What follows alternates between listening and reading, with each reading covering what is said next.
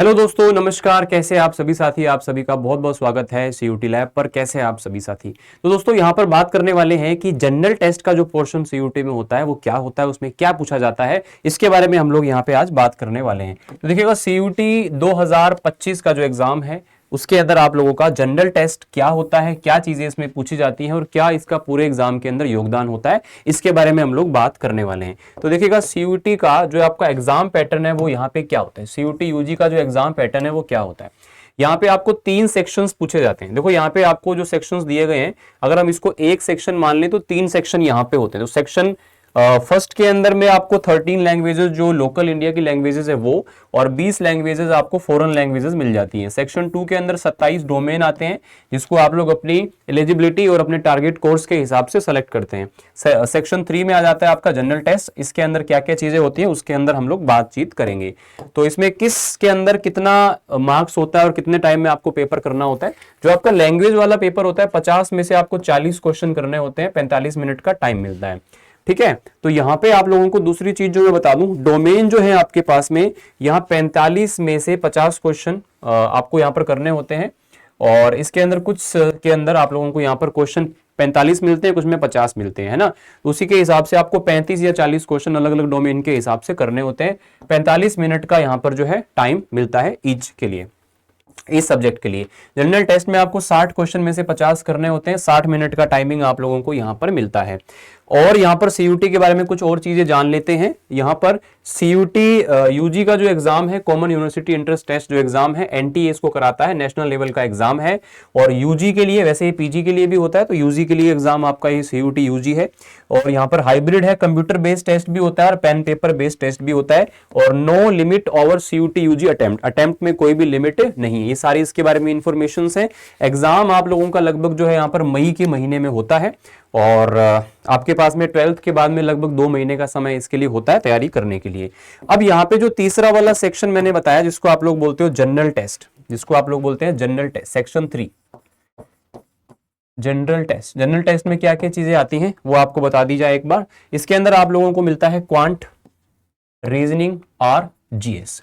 तो यहां पर बच्चा, क्वांट के अंदर जितने भी आप लोगों के 10th लेवल तक के टॉपिक्स हैं उनसे बेसिक क्वेश्चंस पूछे जाते हैं।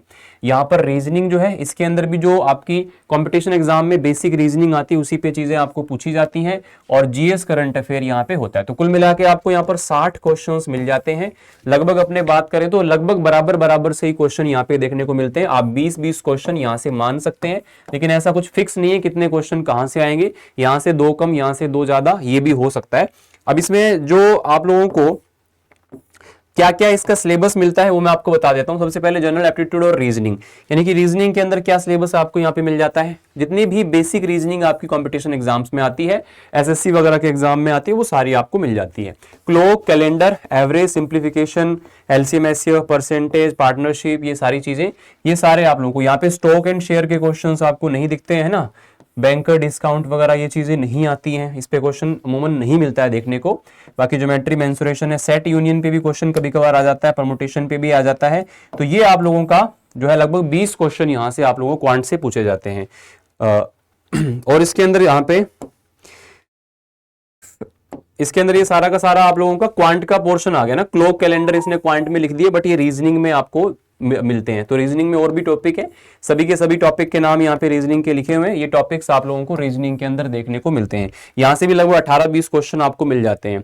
उसके बाद में अगर अपने बात करें तो जीएस वाला जो पोर्शन है, जीएस के अंदर नॉर्मली आप लोगों का जितना भी नॉर्मल स्टैटिक जीके है, करंट है, वो आपको सारी चीजें यहाँ पे देखने को मिलती है, चाहे वो हिस्ट्री हो, पॉलिटी हो, ठीक है। और आप लोगों का अभी स्टैटिक का जो पार्ट आता है या फिर करंट अफेयर का पार्ट आता है, वो सारी चीजें मिलती हैं। इसमें कंप्यूटर के भी क्वेश्चन आपको 2-3 देखने को मिल जाते हैं ना। कंप्यूटर के भी क्वेश्चन आपको यहाँ पर देखने को मिल जाते हैं। तो कंप्यूटर का भी बेसिक नॉलेज आप लोगों को होना चाहिए। तो जनरल टेस्ट के बारे में मोटी मोटी चीजें यही है कि मतलब ऐसा एग्जाम है, ऐसा पेपर है इसके अंदर जो आप लोगों को, आपका अगर कॉम्बिनेशन ऐसा है जिसमें जीटी आता है तो आप लोगों को जीटी एक मोस्ट स्कोरिंग जो सब्जेक्ट है वो यहाँ पे हो जाता है। अब यहाँ पे कैसे स्टार्ट करें, देखो आप लोग जो 12th क्लास में जब एंट्री करते हो या फिर 12th से 11th से 12th के बीच में जो आपके पास टाइम होता है, उस दौरान ही आपको इसकी तैयारी शुरू कर देनी चाहिए, क्योंकि आपके ऊपर 12th एग्जाम्स का भी बर्डन होता है।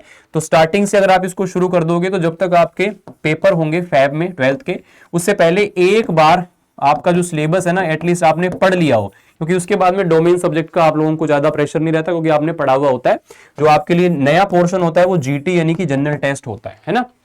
तो यहाँ पे जनरल टेस्ट का जो पोर्शन है आप लोगों का, ये आपके लिए नया होता है और ये मोस्ट स्कोरिंग भी होता है, जहां पे इसकी एलिजिबिलिटी होती है। तो आप लोग इसको यूट्यूब से या पेड कोर्स से कहीं से भी प्रॉपर सिलेबस को पढ़ना शुरू कर सकते हो 11th के पेपर देते ही। उसके बाद कभी भी आप इसको स्टार्ट कर सकते हो जब भी आपको कंफर्टेबल हो, चाहे आप यूट्यूब से पढ़ सकते हो चाहे आप पेड से पढ़ सकते हो, लेकिन आपको कंप्लीट सिलेबस ध्यान रखें एक बार पढ़ना पड़ेगा, क्वांट को भी, रीजनिंग को भी और जीएस को भी, है ना। 12th, क्योंकि जो सीयूटी में आपका एग्जाम क्रैक होगा तभी आपका फाइनल एडमिशन होता है आपके टारगेटेड कोर्स में या फिर कॉलेज में, सिर्फ 12th के बेस पर नहीं होता है। तो 12th का आपका वेटेज है, बट ऐसा नहीं है कि उसी पे ही आपका एडमिशन हो जाएगा, क्योंकि 12th में जो चीजें आप पढ़ते हो 80% आपके डोमेन्स का पोर्शन वही होता है, थोड़ा बहुत उसके अंदर इंक्रीज लेवल आपको देखने को मिलता है। तो ये सारी की सारी बातें हैं आप लोगों को मैंने बताई हैं जो, और इसके अंदर और कोई अगर आपका डाउट हो तो आप मुझे कमेंट करके बता सकते हैं कि क्या आप इसके बारे में जानना चाहते हैं, और चैनल को सब्सक्राइब जरूर कर लीजिएगा। थैंक यू सो मच, शुक्रिया।